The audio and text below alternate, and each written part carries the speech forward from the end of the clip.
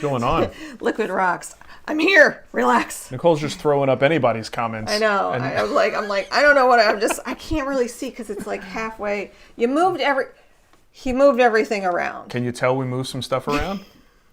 Well, look, this is the first time I've had a dedicated space that doesn't have to get torn down to do other things. True. And I'm like, hey, I got a dedicated spot. I'm going to try to make it look good. And we killed the green screen, as you can see. And Nicole put a beautiful hand-drawn logo behind her head, which is so nice. I was just and like, I'm just going to try. Long-time viewers, remember clock. that? Remember the clock? Does it work still? It's working. It's working. So the clock is back. And we'll continue to improve the space as we go, but I think you guys should probably notice a big difference in the video quality and the lighting. We'll do some fun stuff with the chalkboard, and I envision on each side adding things. I envision butts and wieners when I see a chalkboard, but that's just me. That's just me. No, I'm not talking about the chalkboard. I'm talking about the underneath the that. Sure. That whatever. We're still in our kids' playroom, so let's not get too excited. We're going to do the best we can. Welcome to the Woodworking Morning Show. I'm Nicole. I'm Mark. I'm Mark. Hi. Hi. Hi, everyone. It is April 11th. What's the special day today? The special day today is, you're going to like this one, National Pet Day. As in like, oh. No, your pet. You're like your animal. Okay. Well, I put the eye drops in Dougie's face today. So Did you give him his sedative? No, I didn't. So yeah, we've got a bulldog with infections due to allergies. If you want to follow on Instagram, and this dog, Dougie Spag, he does not like. There's no loyalty there. Like if you put medicine on him that he doesn't want on him, he will bite you. Like he will make the attempt. I'm actually really surprised by that because he's never done that before. Well, when you flood his ears with medicine, he's not a happy boy. Like, he wants to take a bite out of you. So let's see what else we got. Here's how this works. If you're brand new to the show, they need instructions. Hey, there's 121 people in there. Sapping so if you're new, you can ask questions in the chat live, and I will be capturing those. I have a way that I can capture. Everybody's saying good morning, and I always feel bad. Oh, Nest G's in the... Nest G, we love you. She was in the watch party last night. Was she? Mm-hmm. How was the watch party? I was kind of out of it. It was good. Good. We watched a thing. We watched the thing about the thing. About the thing. So that thing is the table saw cabinet course that is released today. The videos are live for those who've already pre-ordered it. This is that weird nebulous time where it's still technically the pre-order price, but the videos are there and ready for you. So if you want to get in on this, this is the last opportunity. Last day. You get 20% off, and you get the Guild Plus free month. The last, because you'll get a bonus. Even if you're already Guild Plus, I manually go into your account and I give you an extra month.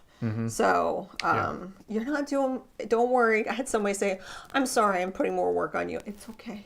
I'm doing. She loves work, you guys. I love work. She loves it. It makes her so happy. Hey. People are suggesting we bring like, Deadpool and some of the classic stuff that's in the back. So sure, those things are accessible. I could find other versions and just make it like Wood Whispery back here. Well, we got this really cool. Did you see that over there? That's Mateo's. Well, one of the things that I got Mateo, and he was like, whatever. But it's a really cool way to display minifigs. Yeah. So neat. You have a minifig made of you, of me. Todd gave it to you. I think that would be adorable if we could put little minifigs up on there. All right, hold on, we got a really important question we have to answer. Okay. I mean, when someone asks a question like this, it deserves an answer. Well, I'm not sure.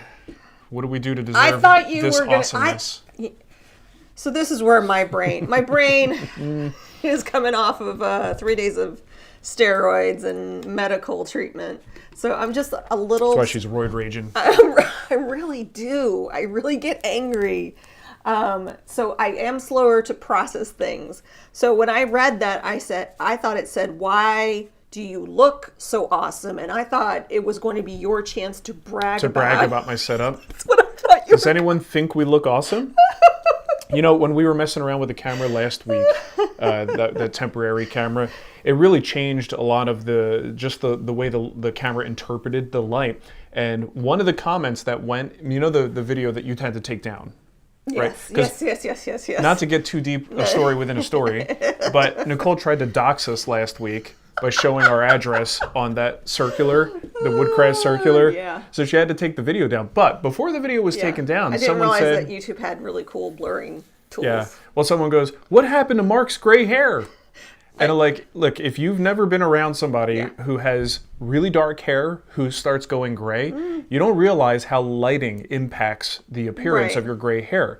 I think I deleted that comment because I was like, I don't want anybody commenting on your appearance or my appearance. People love to do it. I know they love to do it. But my point is, business. My hair looks a lot darker here, and it's not dye, it's lighting. Yeah. If I go out in pure daylight outside and I take a video, you see all the gray, right? But with black hair people, it tends to be very light sensitive. So that's what happened to my gray hair. It's still there. It just looks different in this this lighting. Tommaso said more awesome or awesome, less awesome than normal because Nicole is always awesome.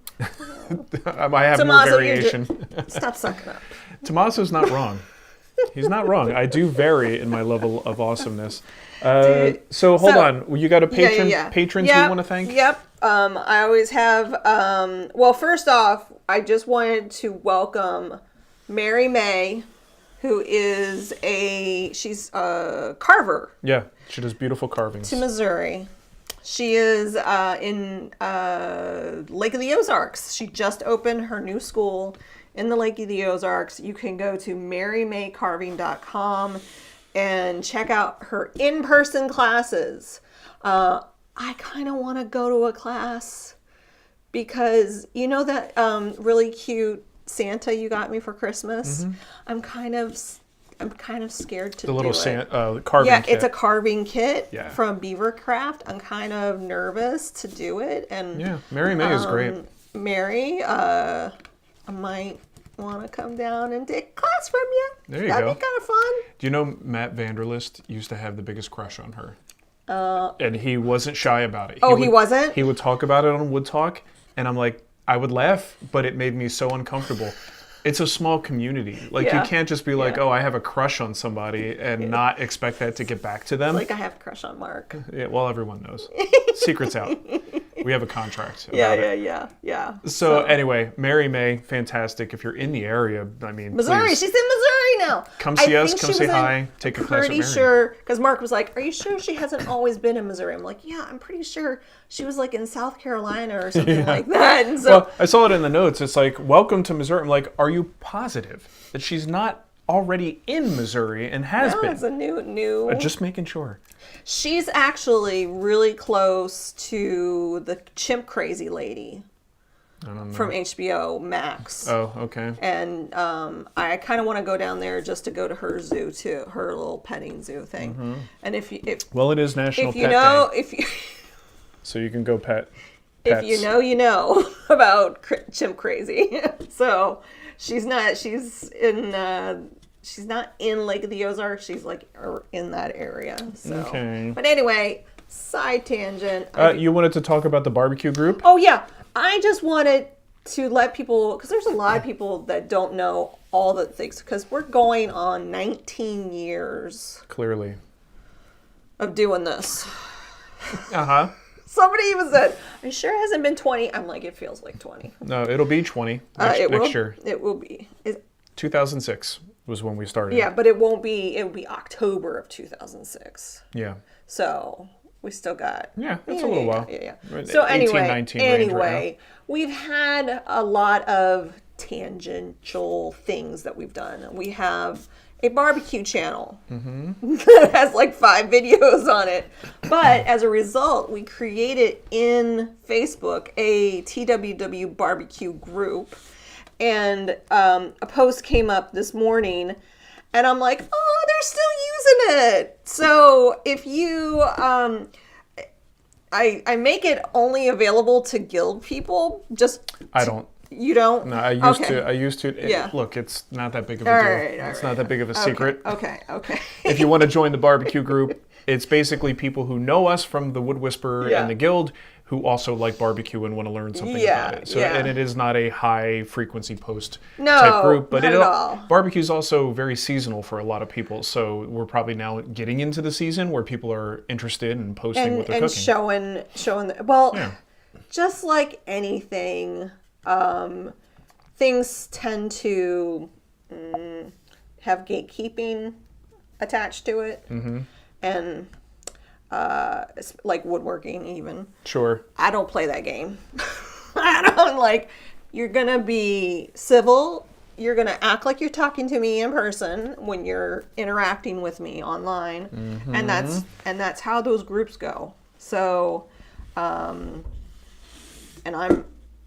I'm there, and I have a few really trusted moderators that are there as well. So I put a link in the. It's just facebook.com/group/TWWBBQ.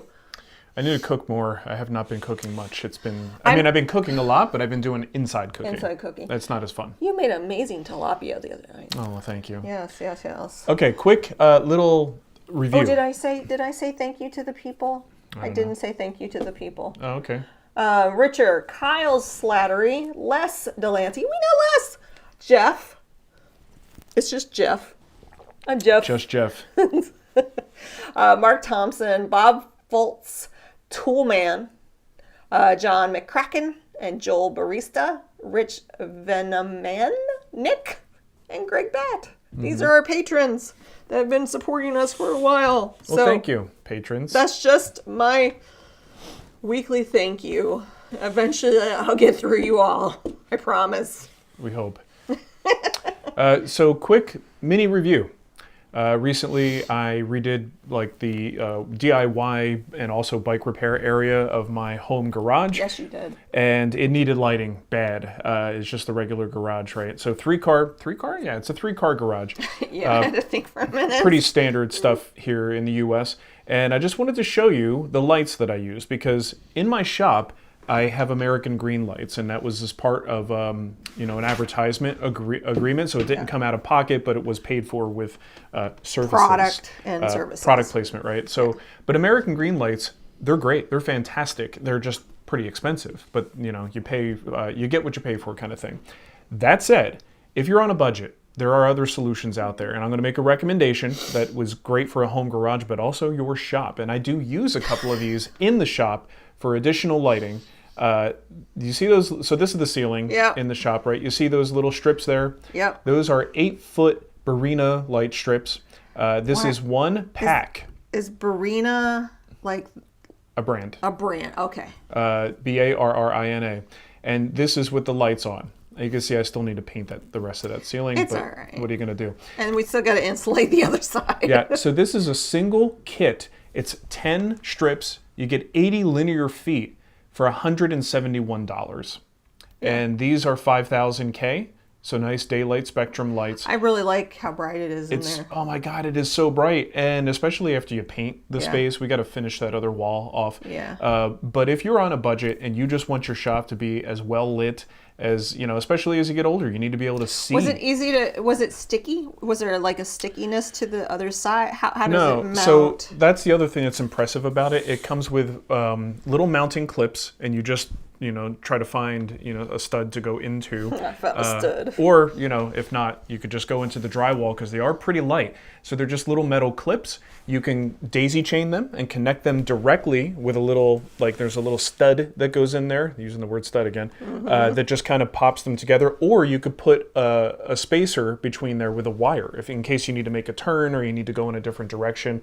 For me, I just ran lines of them across the ceiling. And that whole kit did the entire 3-car garage. It's pretty impressive. And it's so well lit. It's so nice to go in there now. And highly recommended for your shops if you guys are looking for a budget-friendly way. So this one was like $185, I think, and then there's a $15 off coupon, and it's $171. I ended up, I'll put that in our Amazon store as well, but I put a link in the chat. So if you go to amazon.com/shop/thewoodwhisperer, I have a category called Mark Recommends. I do recommend. I recommend a lot of things. Yes. But seriously, those are great. And I used 2 or 3 of them in the shop for supplemental lighting for video. You don't really ever see them, but they're up and behind my workbench. And man, I love it just for working at the workbench now, just to have that visibility and extra light behind it. So they also have little hardwire pigtails that you could use if you want to hardwire this, or they give you multiple on-off switch things that you can kind of wire in. So. Actually, I changed my mind. I put it in TWW Live category. Sorry. Okay, there you go. Usually when I put something new into a category, it bumps that category up to the top. So okay, there's hold on. We missed a question from Troy. Okay. How many cars are in your 3-car garage? You silly, silly man. Mine will make it in there. How many bikes are in there is really the question. Lots of bikes. Yeah. But when we have I'm like, I can't deal with another hail damaged car. I'm like, yeah. I got to pull that. So my car does get priority to go into the shop. So I do want to the shop, to the garage. I do want to put this in here. I have heard some folks having some issues with these lights over time. I haven't had those issues. Long enough. Yeah, I mean, no, I've had... It says 3 years. Oh, he said I've had them for 3 years. I haven't had them for 3 years. I've had the long ones in this garage. I've had them for now a few months. But I have 4-foot sections that I've been using for a few years now. A couple years, and not quite 3. So I just want to put that out there, because a lot of times you save money. These things, well, that's how you save money. They come at a cost of durability or longevity. So keep that in mind as a disclaimer. But so far, just being able to get a space that just is dim and dark and dingy into something bright and usable is definitely, to me, it's worth it. And if you have to replace a section here or there every 5 years or something, I don't think that's that big of a deal for that price. Bobby C says, Mrs. Bobby C asked me to tell her favorite TV couple hello. Hello, Mrs. Bobby C. Oh, hello. Hello. Was very sweet. Our favorite TV couple. Yeah, that's cute. I guess are we on your TV? That's kind of neat. That's how I watch YouTube. Kind of weird. 100% on the TV. Yeah. All right. You've got one more thing you want to talk about. We did a watch party. Oh, we did. In Guild Plus on Wednesday, and it was so fun. We did a David Marks video. Yeah. But it wasn't just a David Marks video. There was a documentary. It was just called Chairmaker. It was, and this channel only has 12,000 subscribers to it. And they are dedicated to preserving the history and knowledge of the Appalachian voices. And so they interviewed this chairmaker, and you got to put the captions on. Maybe you don't. Maybe you understand it. Maybe you understand Appalachian. But a lot of it is tough. He's got a very thick accent. I'm going to share the link to the video. He's 79? 79 years old, and he's out there making these chairs. Well, he's taking the trees down. And he's doing all the work by hand himself. He lives by himself in the mountains. It's amazing. And he's talking about when he sells the chairs, he showed a sign. This is 1975 when this happened. The sign said, no, that's what he sold when he was a kid. The rocking chairs he sells were $25. And I believe translated to current money, that's $140, $150. But really interesting, amazing person. And it's just fun to get a documentary about somebody's life like that back then. So. I don't know how I found it.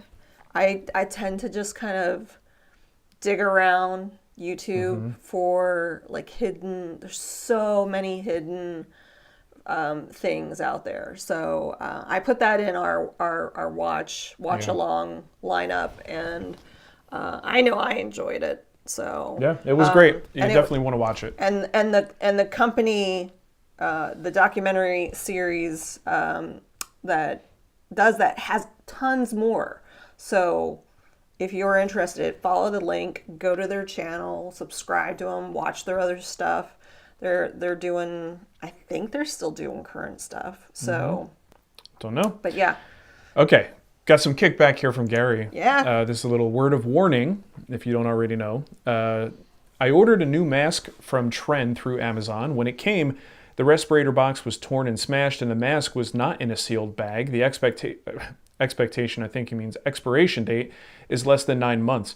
I looked at the website and found that containers boxed or plastic should be sealed to show that it hasn't been opened. They warn that if it's not in a sealed container, that it might be a fake or a used product. The expiration date should be 3 to 5 years. Because of federal regulations, the vendor cannot take the mask back and will not refund it. Lesson learned, I'll be sticking with a local vendor from now on. So that's a real bummer. I've heard and seen in comments fake products or previously used products. You gotta now look on the Amazon, like, where is it coming from? Where is it coming from? And then sometimes the comments can be helpful with that, where you see people just having problems and you go, okay, enough people are having issues with this. Maybe I'll lay off and find a local vendor if possible. So word of warning, if you didn't already know, Amazon sometimes sucks.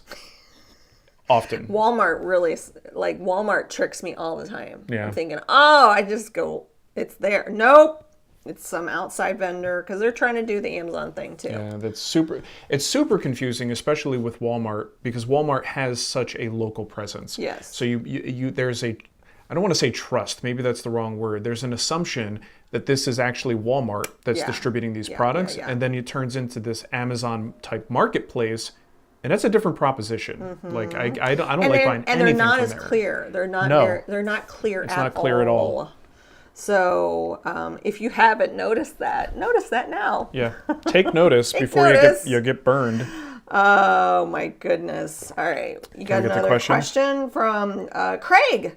Craig says this was an email that our good friend Craig, who helped save us by moving the laser. Oh yeah, he was a big help. So Craig sent. I thought this fit because he sent some pictures of carvings that his friend made and thought you would be interested. So Craig, there's Craig.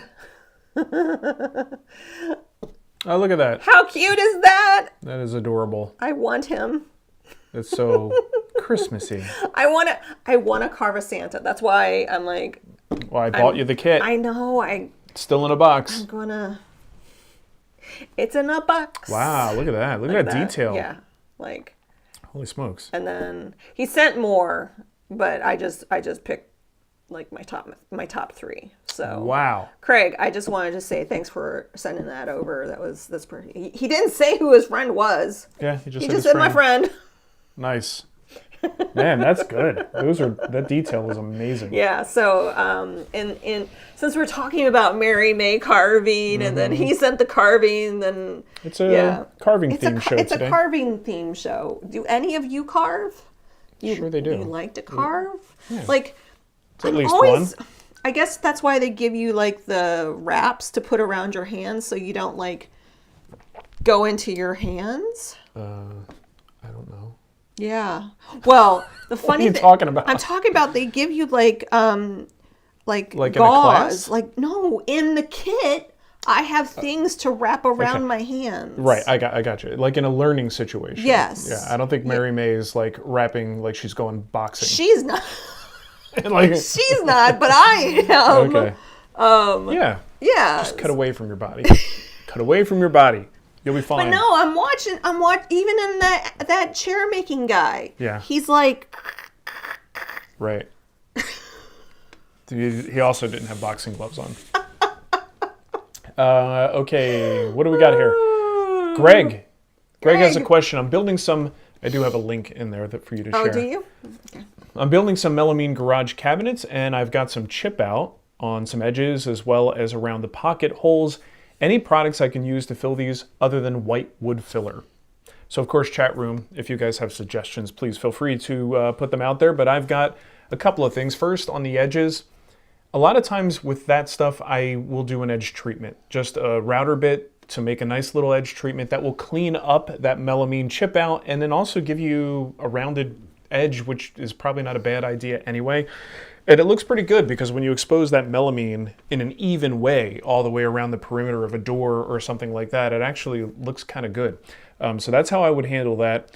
Nicole's going to put a link in the chat room to little plugs that you can use on the pocket holes. So if the pocket holes have a little bit of tear out, You insert these plugs, it makes them disappear for the most part, and it has a little flange around the outside that should cover most of that chip out, at least I would hope. And then of course, we'll talk preventative maintenance. You know, this is something that you could usually prevent with a little bit of tape. It won't always be perfect, but if you can't get a melamine cutting blade, which is the best way to handle this, you can definitely put a little bit of masking tape over the cut line and then make your cut, and that can make a tremendous difference in the amount of tear out that you get. So that's a good way to prevent it in the future. Yeah. Jonathan said that the chair making video by it's called Apple Shop, Apple Shop, an organization devoted. Yeah. Yep, you said all that. They're still active. Oh, good. They're still active? Yeah, they're still active. Nice. So. Dennis has a question. This I don't really know for sure. Dennis says, can all epoxy be used as glue, or are some epoxies better at gluing than others? Well, with the epoxy table trend, so many companies sprung up that produce epoxy in very large quantities, and they're for pouring, right? So that's a very different thing than using them as adhesive. Would they still work as adhesive? I don't know for sure. I'm sure they would work to some extent. I'm positive they would work to some extent, but are they the best solution as an adhesive? Because the properties have been modified a little bit. I misspelled woodworking. Oh yeah? Where? Look. Woodworking. Nice.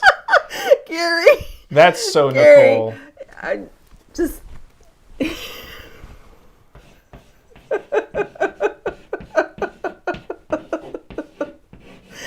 I was in a rush.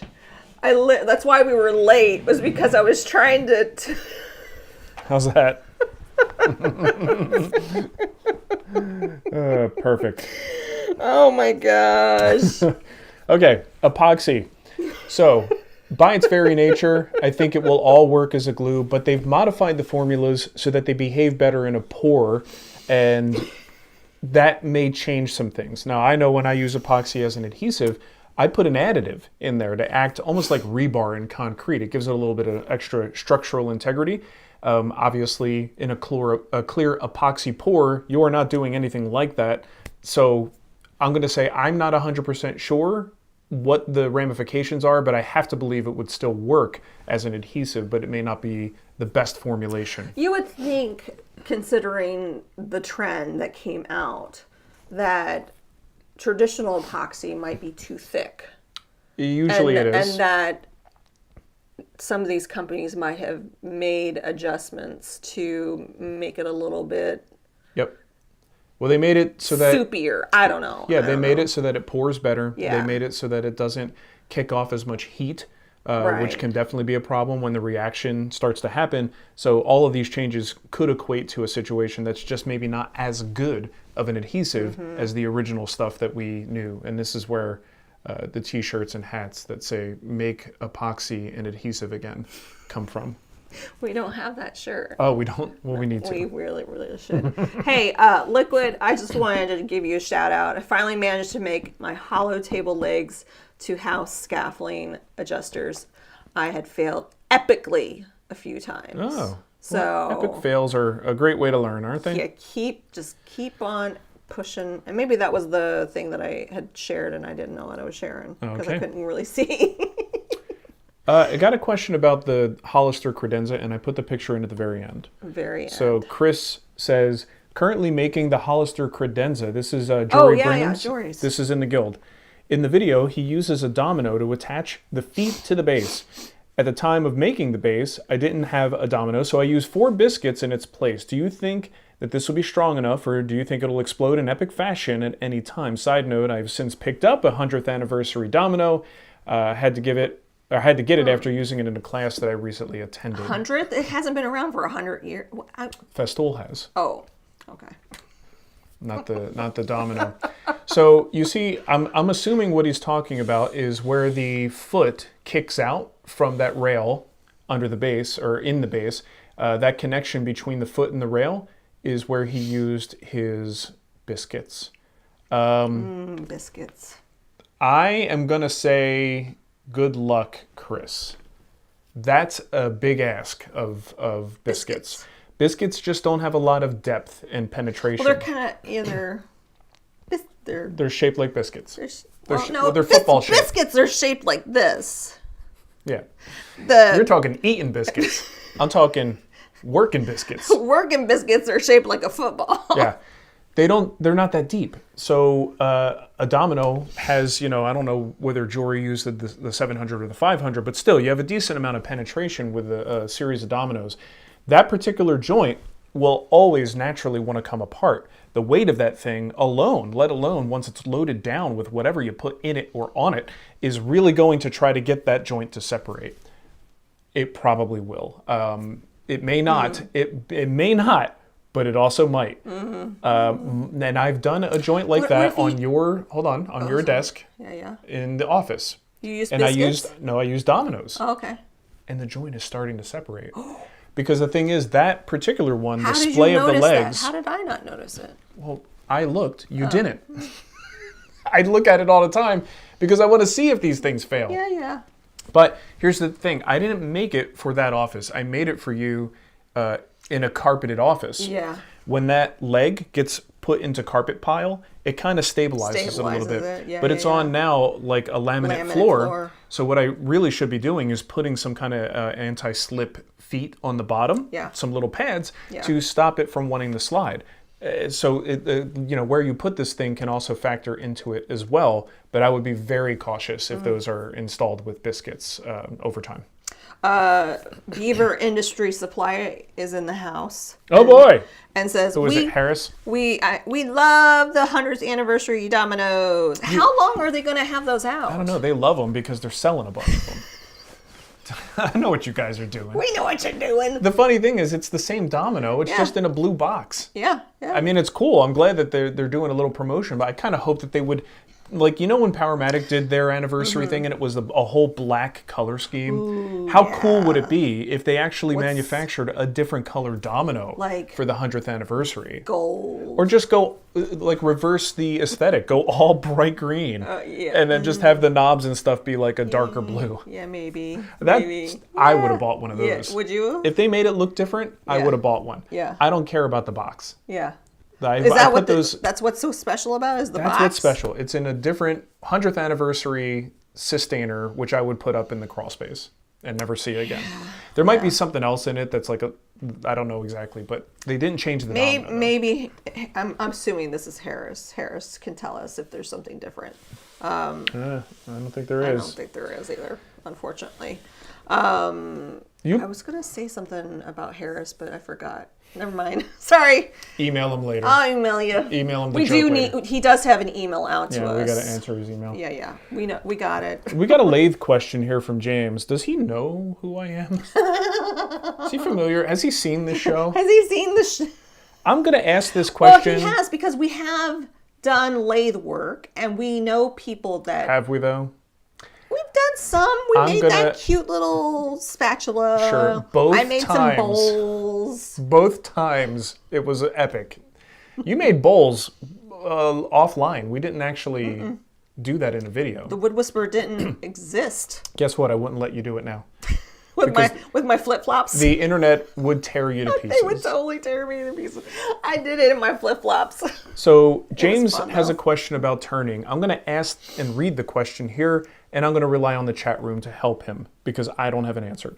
I want to turn handles for several wood chisels and tentatively settled on making oval handles where you offset the live center 1/4 inch or 3/8 of an inch from the center line. I'm not finding much guidance and was hoping you could give a rundown on the process with tips. What about...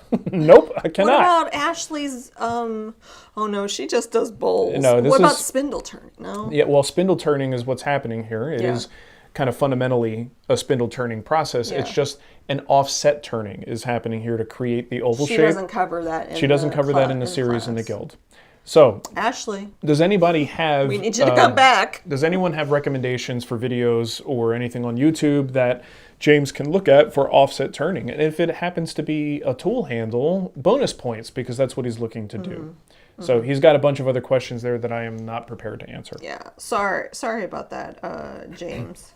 But yeah, if you're not familiar with Ashley Harwood, she's an amazing turner. We have 2 courses in the guild by her the bowl turning class and the spindle turning class. Yeah.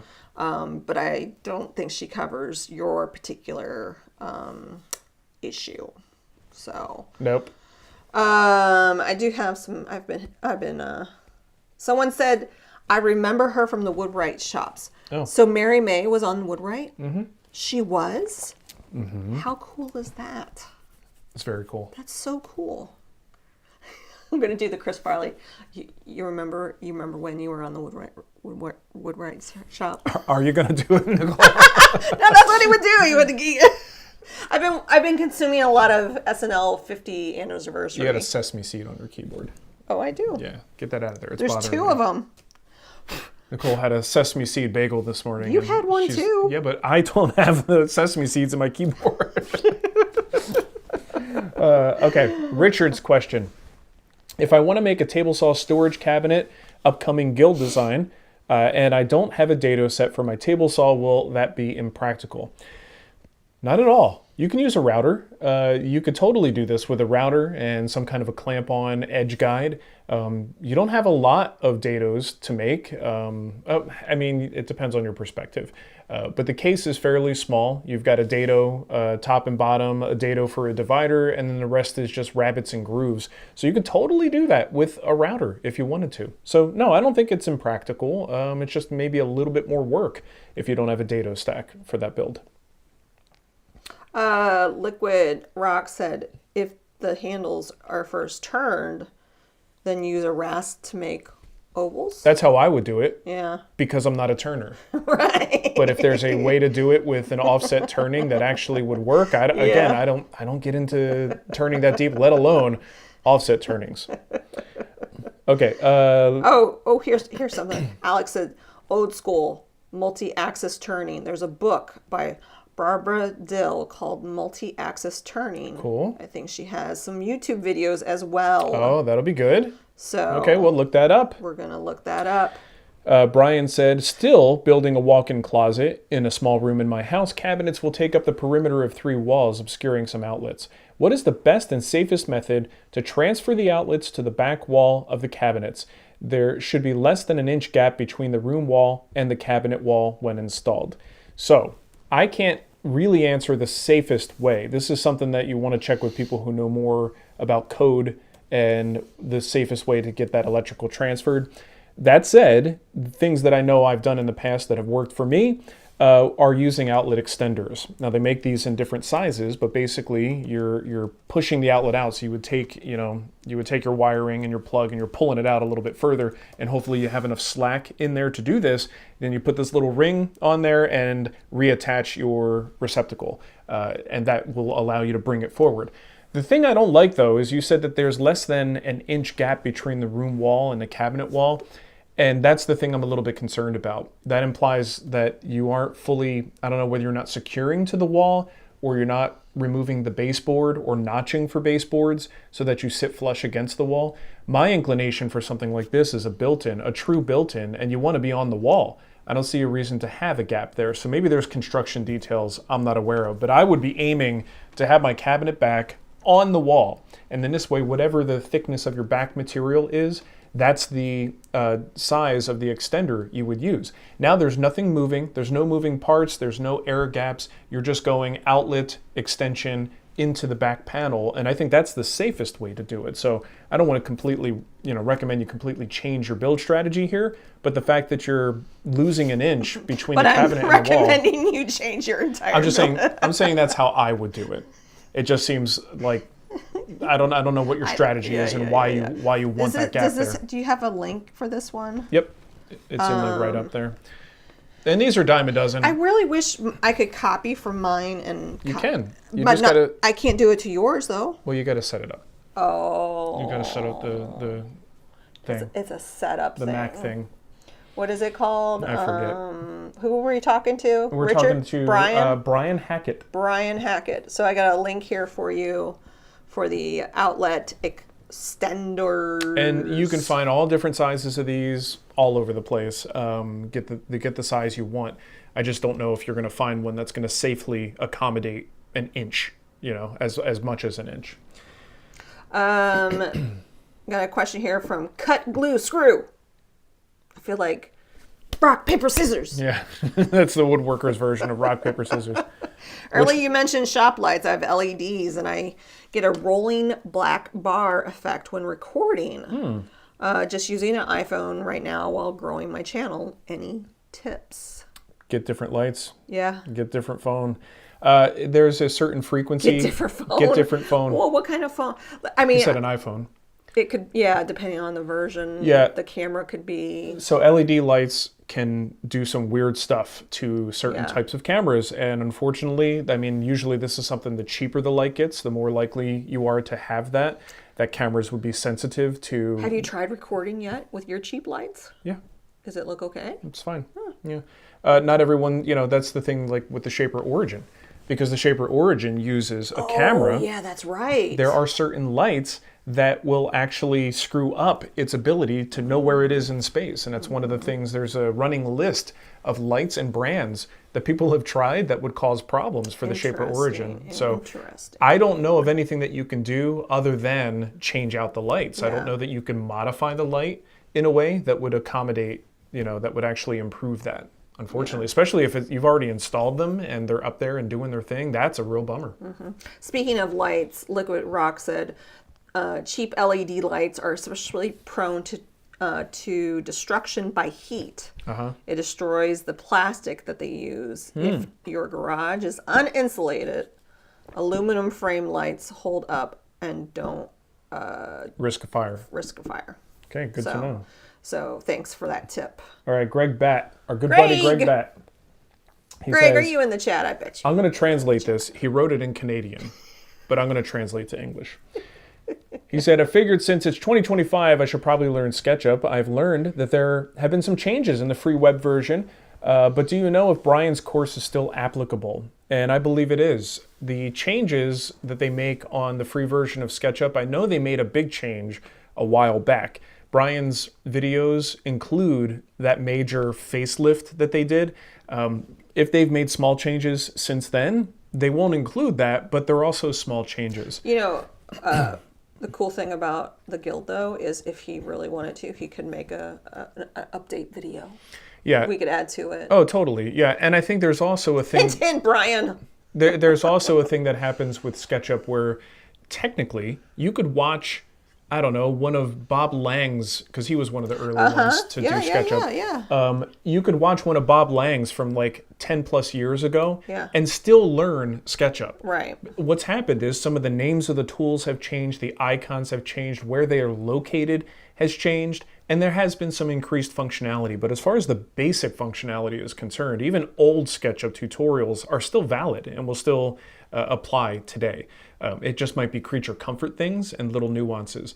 Brian's is still pretty darn close. He didn't make those videos very long ago. No. But there's guaranteed to be at least some changes. Let's wait. It probably has been a while. Yeah. In my mind, it is still 2020.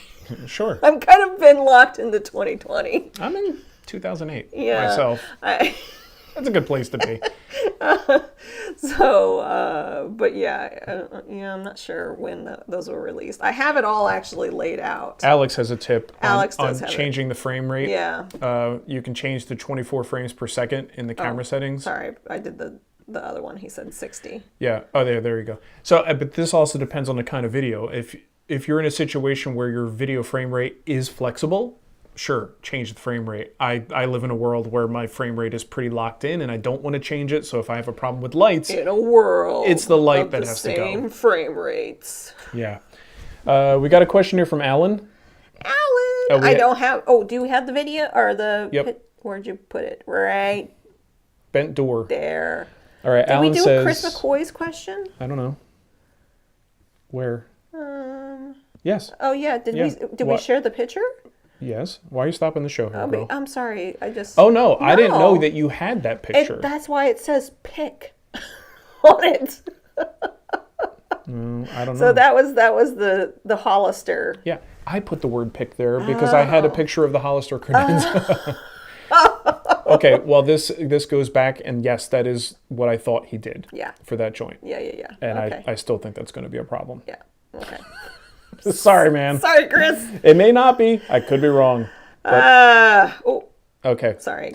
So this is the picture of Alan's door. He says, I built a door per customer design, and coming out of the calls, there was a bow, which I'd like to take out. The door is made of edge glued strips of walnut. The strips are alternating 3/4 by 3/4 and 3/4 by 1.5, which creates a ribbed face pattern.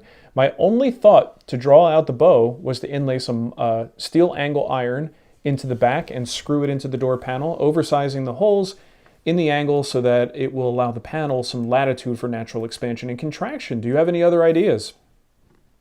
So that is an interesting looking door, and that is probably, outside of like wood battens, that's probably what I would do too. I mean, this kind of a door is a real challenge. When you're gluing up pieces in that format, good luck keeping it flat. Like, this is definitely something that is going to move over time. So I do like the idea, in this case, of doing some kind of reinforcement. And as long as it's low profile and it doesn't hurt anything, visually, I think the angle iron is the way to go. Wooden battens would work too, but then you're looking at something much bigger that protrudes out the back. So that would not be my favorite way to handle that, but that's a real bummer. I don't have the picture of it, but he showed the installation, and I believe the door is going to be horizontal. Is that the installation? No. No. That's going to be horizontal. Can you imagine the cleaning on this thing? Like, this is one, and I'm glad it's a client's design, because the client is the one that's going to have to clean it. Yeah. But when I look at ribs like that, I just see how many little shelves for dust. Yeah. Right? Is it a door outside or door inside? No, this is an interior piece. Inside? Yeah. So that's going to be fun. I bet you they have dust. a cleaning lady. Most likely. Yeah, probably. Yeah, I mean, if you're not worried about it, you probably have a cleaning person. Hey, I have some really sad news. We don't have a cleaning person? My coffee's cold. Oh, well, I microwaved mine just before we started. So I'm going to put that over there because I'm going to keep probably trying to drink it. I'm still upset that we don't have a cleaning person. Let's not talk about sad things. We have kids. Yeah. We're doing it wrong. They should be cleaning. We have a one kid that definitely will. She would, but the other one, she's energetic. She just doesn't do it well. We got the other one who would do it well, but doesn't want to do it. And he's not well. and he's not well. So. All right. So I am done with my questions. Yeah. We are all on chat room. Because I have at least 10, maybe more. I got one from Anthony. How did you know you were good enough to teach others? I'm thinking of giving classes, but I'm not sure if my experience would be enough. You never know. I mean, here's the thing. You weren't even doing the Wood Whisperer before you started teaching classes. Yeah, well, but my natural instinct is to teach. Yeah. Once I got into like teaching in the science world and management and training, I kind of learned that was something I like to do. Yeah. So here's the secret. If you have the will to do it, to teach, and you know a little bit more than the person you're teaching, you can teach. All you need to do is know something they don't know, right? And be able to share that information in a way that, is understandable. And if you check those boxes, you could start teaching. The key and are you excited by it? Yeah, you're looking forward to it. You're excited by it. The key, though, is to make sure you don't buy a line of BS for yourself and start to pretend you know things you don't. It's okay to not know things. It's okay to say, I don't know. I do it all the time. I did it on this show. Yeah, we do it all the time. That was so I used to teach at a company that made software for colleges and universities. And my job was, I was a trainer. I was a teacher. I would go around and I would teach people how to use the software. And one of the things that was said to me constantly was some of the best senior consultants, senior teachers had the ability to just say, I don't know, but I can find out.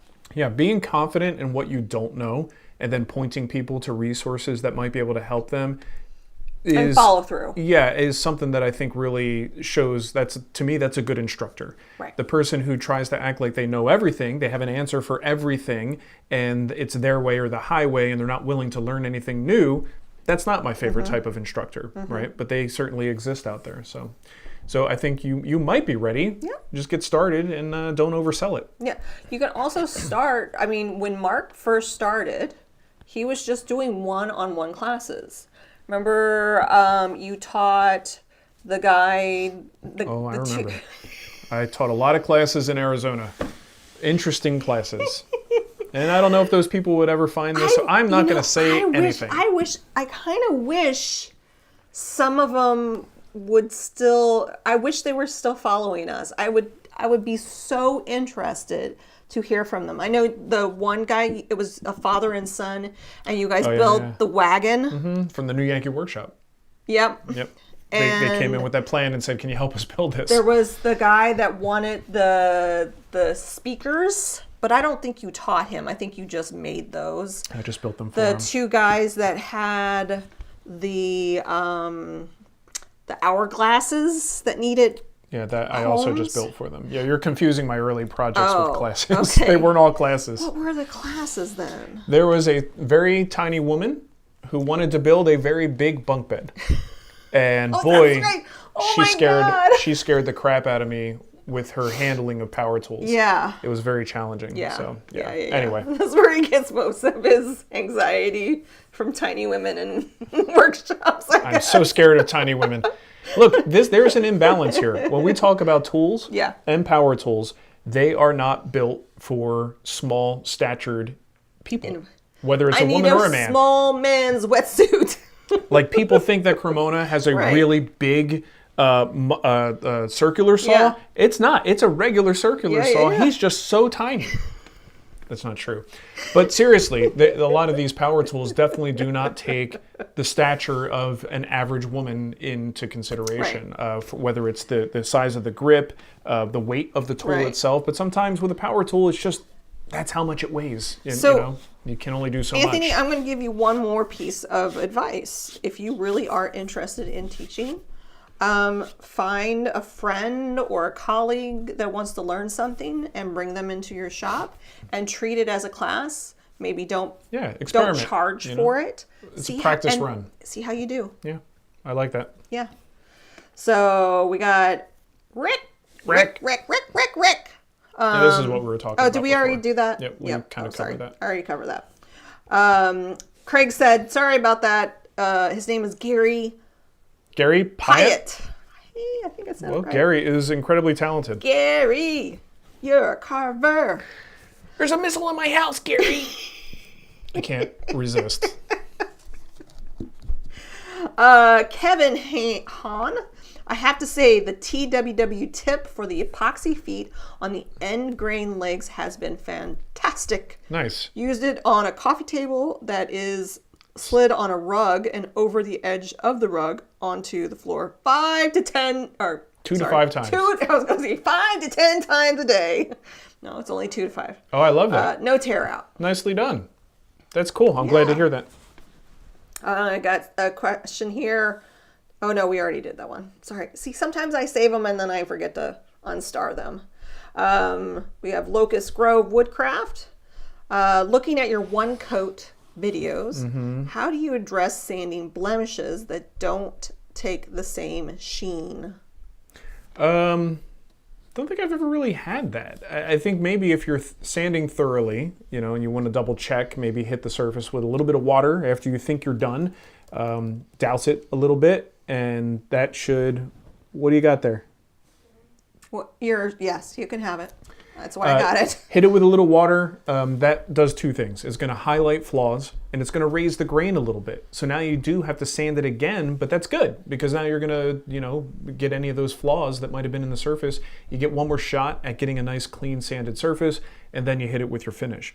Most of those finishes, though, if you do notice a problem after it's been applied, you can kind of sand the affected area lightly and then reapply the finish. That's kind of the joy of that kind of finish. So usually it's a preventative thing, but if you notice something after the fact, typically even when the finish is on there and it's wet, like if I see a little spot of glue that I missed, that's usually pretty obvious. I just hit it with some sandpaper right there with wet hands, and sandpaper gets a little gunky because it's wet finish, but you sand it right then and there, wipe it, and you're good to go. My favorite MKE Gadgets is now my favorite. One of my, besides Ness. Because they are always asking me where I got. This is not a sweater. This is a t-shirt. It's a long sleeve t-shirt. And I don't know if you can see it. In fact, you can't see it because the question is over it. So let me remove that. It says Poor Man's Poison. This is one of my current favorite bands right now that Amazon fed me. And I was like, I love this band so much. If you are into like, I don't know, have you heard me listening to them? I don't know. There's a song called Hell's Coming With Me. I'm going to link to their website. They do not tour. They are just 4 guys that play music, and they're kind of, I don't know how to describe them. I just love them. They have a lot of like, Feed the Machine is Ava's favorite. I've heard that song. She's made me play that song. She loves that song so much. So anyway, Poor Man's Poison. I bought their merch because they don't tour. And I even bought their music, even though I can listen to it on Amazon for free. But they're just 4 dudes just making music, and I just love them. So check them out. Poor Man's Poison. Nice. Boy, the Nature of One Coat troubleshooting questions. Is this the same guy? I didn't notice who asked the last one. I don't know. Okay. I think it was. I think it is. Okay, I think he asked it twice. Okay, Maybe all right. more Well, clarity. I still don't have a better answer. Okay. I've never had that happen, but I think it's something that can just happen with, with hard wax oils. And maybe it's a species thing. Some species are going to be more absorbent than others. And a lot of times it comes down to lightly sanding and applying a second coat sometimes. In spite of the name of one coat, all of these finishes in the hard wax oil family benefit from at least 2 coats. Gary said one of the best students he had was a 7-year-old woman. Oh, good. We're pretty tenacious when we want to do something. Sure. Got a question here from David D. I have a spiral head cutter on a DeWalt planer, and I hit a knot about a month ago. Since then, there's been a line on plain boards. I routed all the cutter heads, and I still have the issue. Oh, I don't know. I mean, did something get knocked out of calibration that far so that like the whole housing that holds the cutter has been bent or moved in some way? I mean, usually those things are pretty well fixed in position, and it's unlikely that you're going to like bend the roller. But if you've rotated all of your little nubbies, that would have been the first thing I would have thought is you got chips or something in the cutters. But if you've rotated them all and you're still getting a line, that's not good. Yeah. No, I don't have a great suggestion. Chat room, you guys ever have experience with something like that? Didn't we have a question last week where it was like all of the boards were, it was like streaks on, I thought we had one last week. I don't remember that. Yeah. Adam wants to know, which one of you is the whisperer? Neither. The whisper part of it is a lie. Yeah. Neither one of us We're whisper. all the whisperers, like honestly. When I'm at my shop working alone and I'm not filming anything, then I'm the whisperer. Mm-hmm. Until then, I just talking. So much talking. Just talking constantly. And everybody lets him know. Talking. You talk a lot. Talking so much. Alex says, Mark's next YouTube video, power tools are sexist. Hey, look, man, I got to start playing the YouTube game. Or doomed to irrelevance. Yeah, it's okay. I gotta do it. Oh, Josh is. Oh, Josh. Hi, Josh. Doolittle. Didn't What's take up? any of your classes, but I miss being near you too. Man. When we lived in Arizona, next to each other. Good to see you, Josh. Right. You notice now that we have fiber, Josh doesn't have to tell us about the QoS settings on our router, which is always nice. A lot of old jokes on this show. Doug's said to David, have you checked the rollers?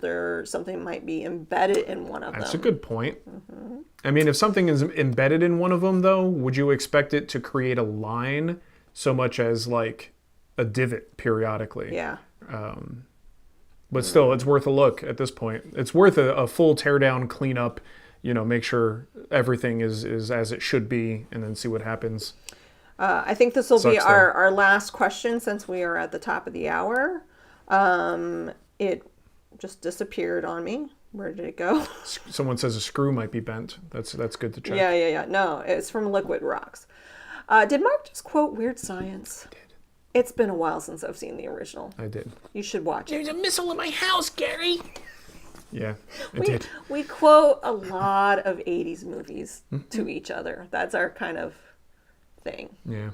I told Nicole something that made her furious the other day. I was listening to a cycling podcast, and the woman there, I believe she's oh my God, a young millennial, maybe even Gen Z. I'm sure she's Gen Z. And she's talking about how they got off topic on movies, and she's like, I just don't watch any movies from the 1900s because they're all terrible. And she was complaining that the movie started too slow. I just feel like... I was like, oh my God, these are fighting words for Nicole. I was you're terrible. That's my... You're an awful person. That's wild.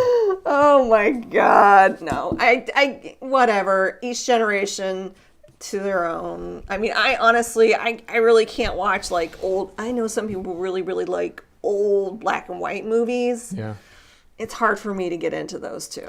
So the thing is, though, it's like anything else. It's these things had to have happened for the current things to happen, right? Like movies that happened in the 1900s, pretty damn important for movies that happen now. Sure. And a lot of them started certain trends or started certain techniques that were used. It's like woodworking. Yep. You can't say the old stuff is trash. That's where everything we do now comes from. Yeah. At its heart, know. So hey, thanks for hanging out with us. We really enjoy doing this show. We enjoy taking your questions from Patreon and YouTube. We only had one from YouTube this week, but we had 9 from Patreon. 9? I opened it up. Do you want to know something that's kind of ironic? What? We have fiber at the shop now. Yeah. We just got it this week. Yeah. But we're not doing a morning show there. I'm happy doing it here. We've mentioned it in the past. I think this is at least the semi-permanent home. I want a bigger desk. I can't. It's too... She goes, I changed the table out to a smaller table. This is still our kids' playroom. So we need to get around this thing. Had a huge folding table here. And I downsized to this. I can spread out. And I like, Nicole, this is not a working desk. This is a presentation space. But she wants to, as she said, woman spread all over the place. Lady spread. She wants a lady spread, and we don't need the lady spread in here. This is a presentation. You got a desk there. Yeah. That's where you go work. But that said, we got rid of the green screen because that was fun for a little bit, but that's not sustainable. It was kind of freaking people out. So let us know what you think, though. I mean, I still have some improvements to make, but hopefully you like the lighting and the sound quality. We got a little chalkboard in case we get inspired to misspell words. We can do that behind us. I'm going to work on it. I did this last minute, and Mark's like, we're late. I'm like, ah! And so that's kind of, yeah. So anyway, hopefully you enjoy the changes that we've made. So Steve, hey Steve, we like Steve. We had good barbecue with Steve. Oh yeah, we did. Mark, with all the bike interest these days, any interest in making a wooden bike? No. This is also, I put that in the same category as a drum. I've often gotten hey, you play the drums? You play the drum? Don't you want to build a drum? And I'm like, no, I don't think I do. No. Maybe someday. But the bike that would be fun. But then I don't know. I don't know. I feel like I should want to, is the problem. I feel guilty that I don't. It's a crossover of my interests. We got plenty of bikes. I know why you don't want me to do it. We got plenty of bikes. I feel like I could I would rather you fix my desk area. I honestly would rather fix your desk area too. I would love that. Yeah. That would be amazing. My desk area is just... well, you'll see when I do a video on it. You're going to see the condition of this thing as it was presented to us when we bought the house. It is. And it's garbage. It's a built-in. I'm thinking about just trying to do it myself and tear it all apart and see what happens. That's called, I'm going to mess it up so bad that Mark has no choice but to now fix it. We all know that trick. We're on to you. Yeah. All right. Shall we go? Yes, we shall go. Thank you again. Thank you to the Patreons. Thank you to the Guild Plus people. Don't forget, today, last day you can get a pre-order price, which is 20% off. Yep. The under table saw storage cabinet. Jesus. Got to get all the words. And get a free month of Guild Plus tacked on if you're already a Guild Plus person. And remember, if you already pre-ordered and you want that Guild Plus, let us know. We're Yeah. It's still retroactive for you as well. You got the email. If you're not in Guild Plus, just use the coupon I gave you. There you go. There you go. Okay. So, all right. All right. Thanks, everybody. I guess we'll see you. Do we have a show next week? Is there something coming up? No. No show next week. Okay. Because glad I asked. Ava is going to the zoo, and I get the chaperone. Oh, okay. Nice. So I get to go to the zoo, St. Louis Zoo, which is free. What? It's a free zoo. I took Mateo there the other day. It's a little confusing getting around in there. Yeah. I guess most zoos are. Well, once you get the flow of it. Yeah, when you're new. Yeah, you're But right. it was very hard. Did you have a map? I did have a map. That did not make it better. What I wanted was like Disney does. I want the app that has the map included. Oh, yeah. That would be helpful. But everything, I'm just like, we've been walking around, and I feel like we're in the same spot where we were before. Yeah. It is. Yeah, I find it difficult to navigate. Mike did say, use your CNC to make the bike. So. Okay. Now, see, you give me all the files. Yeah. I'll try it. I bet you somebody's got files out there for bikes. Yeah, maybe. I guess here's the thing. You use a CNC, and then you're going to have some serious grain issues. If you've got any like curved components or anything like that, the CNC out of a board is going to get a lot of run out, and you're going to want to probably do some kind of bent lamination to make a bike really work. Gary, we're not doing it anyway. Gary what are we wants talking you about to get Matt to come in and sit in my spot. Matt's been on this show. Yeah, we've had Matt on the show. We had a little sandwich, the three of us. Yeah, but Matt lives in Michigan. So? Does he live in Michigan? It's within a day's drive. Michigan, right? Michigan? No. Minnesota. The other M. Can't. One of the other M states. I always get that wrong. But he's not far. He can be here in a day. He would not. No, it would be like when Wayne left Garth on the show. If you just have Matt here doing the show. Oh, he means me and Matt. Yeah, it's not me and Matt. You and Matt. Not. Maybe I can get Jason to take off work and do the show with me. Do you think? I don't know. He's got a job. I don't think he would want to do it.